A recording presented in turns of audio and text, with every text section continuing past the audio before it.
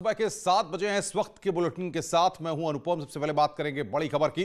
मथुरा से इस वक्त बड़ी खबर है। यमुना एक्सप्रेसवे पर एक बार फिर दर्दनाक हादसा हुआ है। थाना नौझील क्षेत्र में नोएडा की तरफ से आ रहा तेज रफ्तार टैंकर बेकाबू होकर डिवाइडर तोड़ता हुआ आगरा की ओर से आ रही इनोवा कार पर पलट गया। इस हादसे में इनोवा सवार 7 लोगों की मौत हुई है। हादसा इतना भयंकर था कि इनोवा कार पूरी तरह से क्षतिग्रस्त हो गई। कार सवार लोग हरियाणा के जिंद के रहने वाले थे। टैंकर पलटने से उसमें भरा डीजल सड़क पर फैल गया।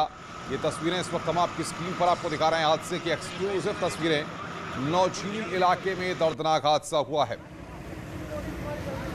देखिए, जनपद मथुरा के थाना नौझील क्षेत्र में एक्सप्रेसवे के ऊपर बाजना कट के पास एक सड़क दुर्घटना हुई है, जिसमें आगरा की तरफ जा रहे एक ऑयल टैंकर जो कि डिवाइडर को तोड़ते हुए अनियंत्रित होते हुए दूसरी तरफ चला गया और वहाँ पर उधर से आ रही मथुरा की तरफ से आ रही और नोएडा की तरफ को जा रही एक इनोवा से टकराया। इस दुर्घटना में कुल 7 लोगों की जो है वो दुखद मृत्यु हुई है, जिसमें 2 महिलाएं हैं और 5 पुरुष हैं। ये परिवार जो अभी तक जानकारी प्राप्त हुई है, मथुरा से जींद की ओर हरियाणा की तरफ जा रहा था। करने के लिए मथुरा से हमारे संवाददाता नितिन गौतम हमारे साथ फोन लाइन पर जुड़ रहे हैं। नितिन, कब की ये घटना है और क्या वजह निकलकर सामने आई है? अनुपम, देर रात की घटना है। करीब 12 बजे ये दर्दनाक हादसा हुआ है, जब काल के क्रूर हाथों ने एक परिवार के 4 लोगों को अपने गालों में संभाल लिया। साथ ही उनके जो 2 रिश्तेदार के 2 बच्चे थे, उनकी भी इस हादसे में मौत हुई है और गाड़ी चालक भी। सभी 7 लोगों की ऑन स्पॉट मौत हो गई। बताया जा रहा है कि ये डीजल से भरा जो टैंकर था, ये नोएडा से आगरा की ओर जा रहा था। उसी दौरान माइलस्टोन 68 के समीप इसका संतुलन बिगड़ा और यह टैंकर डिवाइडर तोड़ता हुआ जो आगरा से नोएडा की वाली जो ट्रैक है उस पर जा पहुंचा और उसी दौरान ये इनोवा आ रही थी, जिसके ऊपर ये टैंकर पलटा। हादसा इतना भीषण था क्योंकि टैंकर में डीजल ही भरा हुआ था, तो आसपास के वाहन रुक गए। तत्काल जो है घटना की जानकारी पुलिस को दी गई। एक्सप्रेस कर्मी पहुंचे और क्योंकि डीजल फैला हुआ था, इसलिए एक बड़ा हादसा होने की और संभावना जताई जा रही थी, तो इसको लेते हुए तत्काल रिफाइनरी जो अग्निशमन केंद्र है उनको भेजा गया और मौके पर एसएसपी डीएम पहुंचे। रेस्क्यू किया गया। काफी देर तक के मौके पर रेस्क्यू किया। सभी बॉडीज को निकाला गया और पोस्टमार्टम भेजा गया है। सभी लोग जिनके रहने वाले थे। बताया जा रहा है कि ये लोग परिक्रमा वृंदावन दर्शन करने आए थे और उसके बाद वापस घर लौट रहे थे। बिल्कुल नितिन, आप आगे भी नजर बना के रखिए, हम आपसे अपडेट लेते रहेंगे। नितिन गौतम हमारे संवाददाता इस बड़ी खबर पर हमें अपडेट दे रहे थे। आगे बढ़ते हैं। बिजनौर से बड़ी खबर इस वक्त आ रही है। धामपुर के नगीना इलाके में तेज रफ्तार बस ने बाइक में टक्कर मार दी है। इसमें बाइक पर सवार दंपत्ति की मौत हो गई है। सूचना पर पहुंची पुलिस ने शवों को पोस्टमार्टम के लिए भेज दिया है। वहीं मृतक के परिजनों का रो रो कर बुरा हाल हो रहा है। हादसे में दंपत्ति की मौत हुई है। थाना धामपुर के नगीना मार्ग की यह घटना है। लखनऊ में एक लड़की ट्रेन पकड़ने की जल्दबाजी में प्लेटफॉर्म और ट्रेन के बीच फंस गई। वो एक हाथ से बोगी का हैंडल पकड़े रही और ट्रेन के साथ घिसटने लगी। फिर क्या हुआ? क्या लड़की की जान बच पाई? इस रिपोर्ट में देखिए।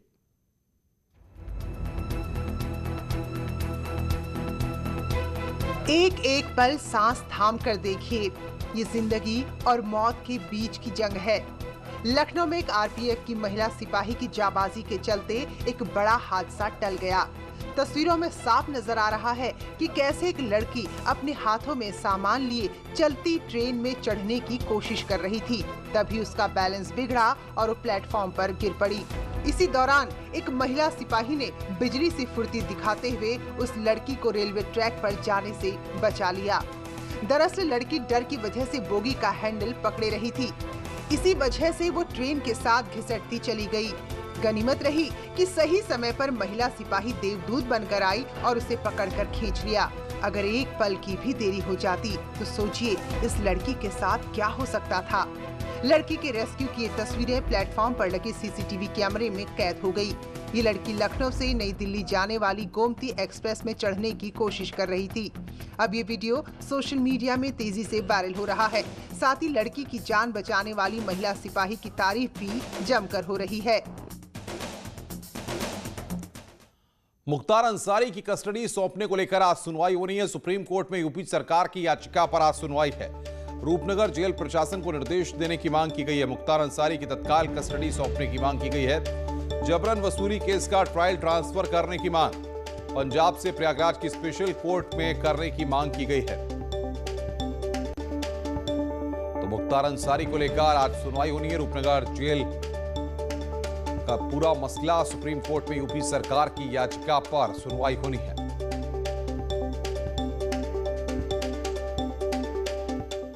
प्रयागराज से खबर है, यहां पर उत्तर प्रदेश सरकार के धर्मांतरण अध्यादेश को चुनौती देने के मामले में आज इलाहाबाद हाईकोर्ट में सुनवाई होगी।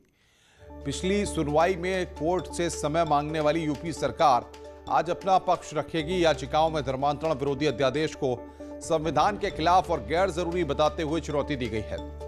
सभी याचिकाओं की एक साथ सुनवाई की राज्य सरकार की अर्जी सुप्रीम कोर्ट ने 25 जनवरी को खारिज कर दी थी। इसके बाद हाईकोर्ट में सुनवाई का रास्ता साफ हो गया था। तो धर्मांतरण अध्यादेश पर आज सुनवाई हो रही है। कानून के दुरुपयोग की जताई गई आशंका, इलाहाबाद हाईकोर्ट में अदालत में अपना पक्ष रखेगी यूपी सरकार। पिछली सुनवाई में आपको बता दें कि कोर्ट से समय मांगा गया था। याचिका में धर्मांतरण अध्यादेश को चुनौती दी गई है। कानून के दुरुपयोग की आशंका जताई गई है।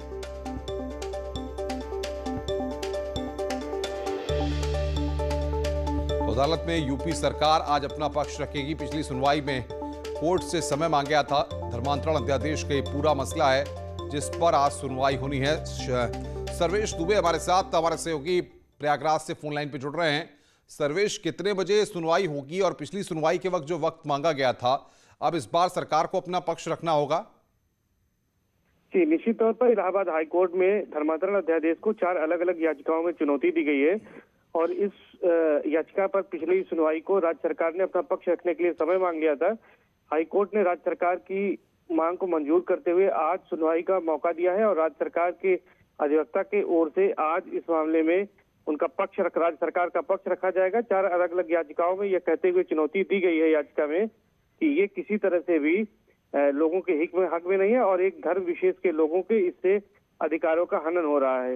इस आधार पर याचिका को चुनौती दी गई है और इसके अलावा यह आरोप लगाया गया कि ये लोगों के जो मूल अधिकार हैं उनका भी ये हनन करता है।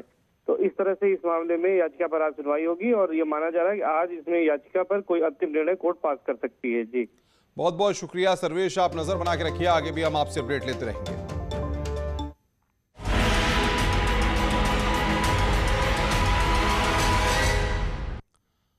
केरल में उत्तर भारतीयों को लेकर दिए राहुल गांधी के विवादित बयान पर सियासी बवाल शुरू हो गया है। बीजेपी ने तीखी आलोचना करते हुए आरोप लगाया कि विभाजनकारी राजनीति राहुल गांधी का राजनीतिक संस्कार है। 2019 में उत्तर भारत में लोकसभा चुनाव हारने वाले राहुल गांधी ने दक्षिण भारत के राज्य केरल में मंगलवार को विवादित बयान देते हुए उत्तर भारतीयों का अपमान किया है। कांग्रेस की रैली में राहुल गांधी ने उत्तर भारतीयों की समझ पर सवाल उठाते हुए दक्षिण के लोगों को उत्तर से ज्यादा समझदार बताया। For the first 15 years, I was a member of parliament in the north. And for me, coming to Kerala was very refreshing because suddenly I found that people are interested in issues. उत्तर भारतीयों पर की गई राहुल के इस टिप्पणी पर UP CM Yogi Adityanath ने पलटवार करने में देर नहीं लगाई। योगी ने ट्वीट करके लिखा कि श्रीमान राहुल जी, सनातन आस्था की तपस्थली केरल से लेकर प्रभु श्री राम की जन्मस्थली उत्तर प्रदेश तक सभी लोग आपको समझ चुके हैं। विभाजनकारी राजनीति आपका राजनीतिक संस्कार है। हम उत्तर या दक्षिण में नहीं, पूरे भारत को माता के स्वरूप में देखते हैं। कांग्रेस के गढ़ में राहुल गांधी को हराने वाली स्मृति ईरानी ने न्यूज 18 से राहुल गांधी के बारे में कहा, उत्तर भारत से इतना ही बैर है तो क्यों उनकी बहन उत्तर प्रदेश में गली गली जा रही है। राहुल गांधी जो सीमित राजनीति करते हैं, अगर उत्तर भारत से इतना ही बैर है उनको, तो उनकी बहन कहाँ है उत्तर प्रदेश में गली गली जा रही है कांग्रेस का परचम लहराने के लिए। यूपी के मंत्री सिद्धार्थनाथ सिंह और मध्य प्रदेश के मुख्यमंत्री शिवराज सिंह चौहान ने भी राहुल के इस विवादित बयान को निम्न स्तर की राजनीति बताया। जहां जहां पांव पड़े राहुल के, तहां तहां बंटा ढार, कांग्रेस का बंटा ढार। पहले उत्तर कांग्रेस मुक्त कर दिया, अब भैया दक्षिण की तरफ चले हैं। लेकिन राहुल जी हमारे लिए, देश की जनता के लिए, पूरा देश एक है। उत्तर हो, दक्षिण हो, पूरब हो, पश्चिम हो। तो ये जो आपने खेल करने की कोशिश कर रही है, नॉर्थ और साउथ को डिवाइड करने के, ये अंग्रेजों की नीति रही है, एक ये भारतीय संस्कृति नहीं है। तो ये दुर्भाग्यपूर्ण है और इसके लिए मैं इतना ही कह सकता हूं, एक ही शब्द आता है कि आप अमेठी की जनता के साथ एहसान फरामोश बन रहे हैं। आज राहुल गांधी जिन उत्तर भारतीयों का अपमान कर रहे हैं, उसे उत्तर भारत के अमेठी से राहुल ने 2004 में राजनीतिक पारी की शुरुआत की थी। अमेठी वासियों ने 3 बार लगातार भारी वोटों से जिताकर राहुल को संसद भेजा। जिस अमेठी और उत्तर प्रदेश के लोगों ने राहुल को सिर पर बिठाया, आज राहुल उन्हीं को नासमझ बताने लगे हैं। सवाल है कि क्या इस अपमान के पीछे राहुल गांधी अपनी हार की खींच निकाल रहे हैं, जो 2019 की लोकसभा चुनाव में स्मृति ईरानी से अमेठी में मिली थी। Bureau report, news 18। 18 फरवरी से शुरू हुए यूपी विधानसभा के बजट सत्र का आज 5वां दिन है। सुबह 11 बजे विधानसभा में बजट पर चर्चा होगी। सीएम योगी सदन की कार्यवाही में शामिल होंगे। कहा जा रहा है कि विधायकों के सवालों का जवाब खुद योगी दे सकते हैं। विपक्षी विधायकों के हंगामे के पूरे आसार हैं। कल राज्यपाल के भाषण पर चर्चा के दौरान विपक्षी दल के विधायकों ने हंगामा किया। नेता प्रतिपक्ष राम गोविंद चौधरी ने सरकार की घेराबंदी करते हुए कहा कि जीरो टॉलरेंस वाली सरकार ने अपराध में नंबर 1 राज्य बनाया है।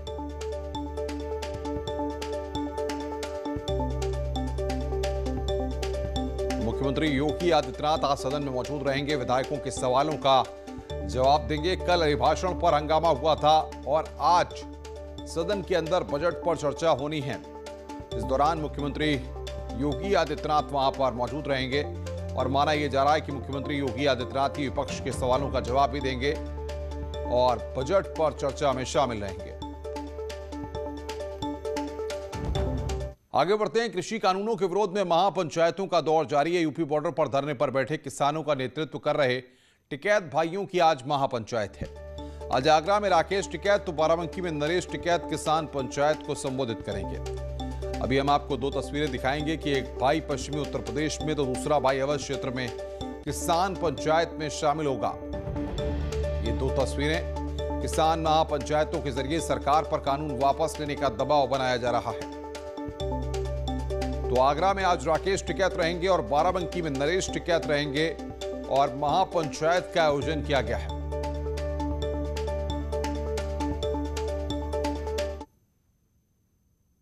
नहीं, ये तो एक जिद्दी सरकार है। अच्छा नहीं रहता एक शासक का जिद्दी होना, जनता की भावनाओं को ठेस पहुंचाना अच्छी बात नहीं। किसान खेतीबाड़ी का जो धंधा है इसे बिल्कुल बर्बाद करने पर तुल लिया सरकार। लोगों ने बहुत हिम्मत से सरकार बनाई है, बहुत हिम्मत से सरकार बनाई। या इतने आदमी खिलाफ है इसकी कार्यशैली थे और खास करके किसान वर्ग तो बिल्कुल ही बर्बाद कर दिया। कानपुर में शादी अनुदान योजना में बड़ा फर्जीवाड़ा सामने आया है। शुरुआती जांच में सामने आया है कि आवेदन करने वाले अपात्र लोगों को सरकारी अनुदान दिलाकर बंदरबांट की गई है।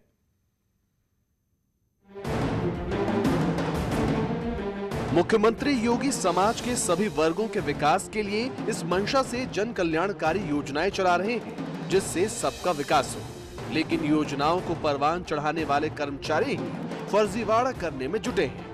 कानपुर में लड़कियों की शादी के लिए मिलने वाले शादी अनुदान योजना का फायदा अपात्रों को दे दिया गया। पिछड़ा वर्ग कल्याण अधिकारी ने दस्तावेजों में दिए गए पते पर जब जाकर छानबीन की तो पता चला कि उस नाम का कोई शख्स वहां नहीं रहता है और न ही वहां के किसी शख्स ने आवेदन किया है। यानी फर्जी दस्तावेजों के जरिए सरकारी अनुदान ले लिया गया। समिति जो है अपना काम करेगी और जो भी बिल्कुल जो भी तथ्य सामने आएंगे समिति उसको अपनी रिपोर्ट में प्रस्तुत करेगी और ये तो एक्सपेक्टेड है ही है कि जो भी इसमें गलत होगा उस पर कार्रवाई होगी। दोषी बख्शे नहीं जाएंगे। डेफिनेटली। डीएम ने मामले का संज्ञान लेकर एडीएम की अध्यक्षता में जांच कमेटी बनाई और 2 साल तक शादी के लिए दिए गए सभी अनुदान की जांच करने को कहा। माना जा रहा है कि 400 आवेदनकर्ता में ज्यादातर फर्जी हैं, जिनको लेखपालों ने दलालों से मिलकर पात्र घोषित कर दिया है। क्योंकि फॉर्म पर तहसीलदार और एसडीएम के भी दस्तखत होते हैं, ऐसे में उनकी गर्दन भी नपनी तय है। कर्मचारी जो न कर जाए वो थोड़ा। जी हाँ, हम बात कर रहे हैं कानपुर के सदर कार्यालय की, जहां लेखपालों ने अपात्रों को पात्र बनाकर भुगतान कर डाला। हालांकि प्रशासनिक अधिकारी जांच की बात तो जरूर कह रहे हैं, मगर सबसे बड़ा सवाल कि इसका सूत्रधार कौन। जर्नलिस्ट आशीष पांडे के साथ अमित गंजू, न्यूज़ 18 कानपुर। ब्रेक के बाद रामपुर से समाजवादी पार्टी के सांसद आजम खान की मुश्किलें लगातार बढ़ती जा रही हैं। उनके हमसफर रिजॉर्ट पर रामपुर के तहसीलदार सदर कोर्ट ने बड़ा फैसला सुनाया है। हमसफर रिजॉर्ट पर कंपोस्ट के गड्ढों की जमीन को कब्जाने के मामले में बेदखली और 5,32,000 का जुर्माना लगाते हुए 15 दिन में वसूली का आदेश दिया गया है। बता दें कि हमसफर रिजॉर्ट आजम खान की पत्नी तंजीन फातिमा और बेटों के नाम पर है। कि सरकारी खाद के गड्ढों को खाली करवाया जाए और उन पर 5,32,000 रुपए का आजम खान और बाकी लोगों को 5,32,000 रुपए का उसमें जुर्माना लगाया गया है।